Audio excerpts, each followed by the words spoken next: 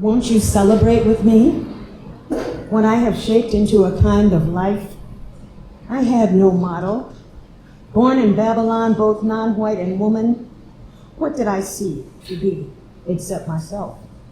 I made it up here on this bridge between starshine and clay, my one hand holding tight my other hand.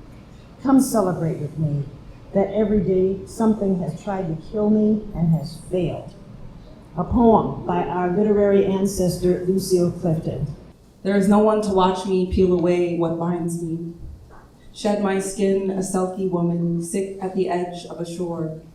I want to unroot the shame my mother left me, trade it for the wind and trees, and yes, even the bees have become our greatest witness. Forgive me, love, my shape-shifting, how I travel both terrains and belong to neither, how I leave you endlessly abandoned and alone, sugared with all of our wanting. When your name returns to me, a whisper on the wind, I will have earned the wail that escapes me. My seal sound cries like that of a woman who cannot get back inside her second skin. He pulled Prometheus closer, deliberately spinning him further away from Serena. They moved together, a little unsure at first. Prometheus guided them, recalling half-remembered steps from a childhood festival.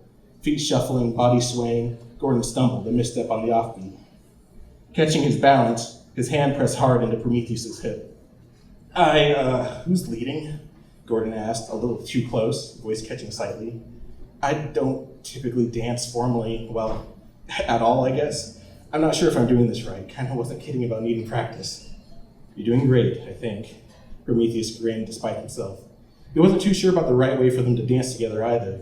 He'd been happy to dance with his friend, and even more so to not have to dance again with Serena. But he hadn't expected the moment to feel so unintentionally intimate. It's phenomenally made beautiful. I was kissed by the king who nourished my roots in holy water down to the cuticle, the follicle. My crown is my garden. Each seed that I plant, it blossoms strong, abundantly, beyond the white soil of embedded conditioning. They taught us to think nappy meant dreadful, taught us to feel ashamed of 4C hair that can't be contained with their bobby pins. But our sister locks don't bend to Western beauty conformity. As I rebel like Angela and march for peace, my curls and coils be dancing in the wind, boldly and free. Our magnificent hair was created to wonder and to stare.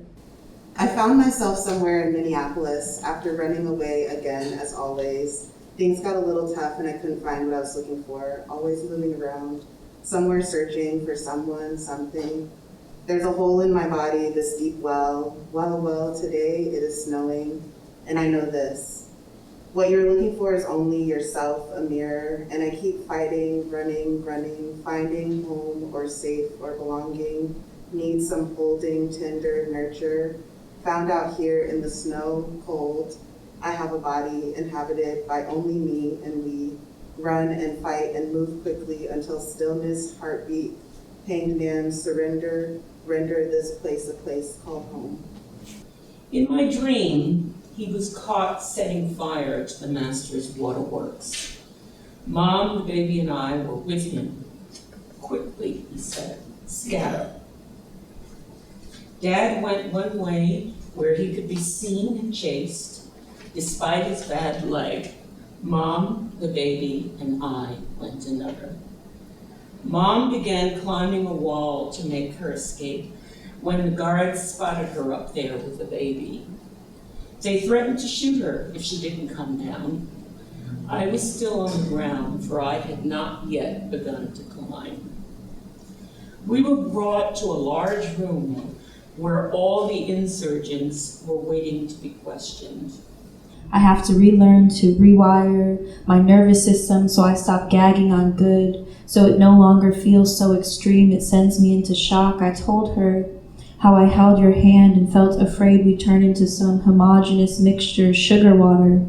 But when I wash the stickiness off my hands, I don't want to leave you behind in the sink. She says that's safety, the unquestionable feeling of enough. Learn that. I don't tell her how I licked my fingers to taste one more time, or that I had 3 cakes this year made in my honor with frosting, with love, with intention, that I let myself make wishes and believe them, that I spooned each slice into my mouth and swallowed. I tell the little one, it's okay, you can crave, one day you will learn to find, to feast, to savor the sweet layer on top. The only black body that could commit mass murder, be taken in alive, and have their life be defended with the vivacity of an entire nation is a gun. My country protects gun rights better than it does human life. We thought it would take tragedy to move us to action, but we are the immovable rock that God in his infinite strength created and cannot push. A gun is the only black body that has lobbyists in Congress arguing that our nation was founded on declaring that those in possession of these black bodies are protected. If my black body were more like the black body of a gun, my nation would no longer fear me. They would trade an industry that devises PR campaigns to link the love for my body with the love of our country, a 3-chord bond of God, gun, and the infallibility of nation. If my black body were more like the black body of a gun, black women would not have the highest mortality rates when giving birth. Reasons for my life are buried in deep places. Words could awaken them, these seeds that I have sown, ringing through the madness to crash against the gold. The reasons for my life cannot be bought or sold, but oh, the sweet delight to sing with all my might, to spark the inner light of wonder burning bright. You're not alone. You're not alone.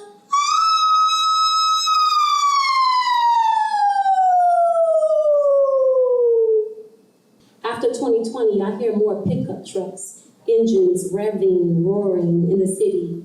Each side street forms a lush green canopy of parallel tall trees kissing. Cars slow down, bass beating, rims pearly gleam. Barbecue grills release a scent so enticing. April 30th, up the street, Friday evening, LaDavion fell asleep on the ride to visit his granny. He had the fresh line up. They kept Junior clean. Suddenly, bullet pierces his head through the back seat. While in a coma, his dad said, he is fighting. How strong should our children have to be?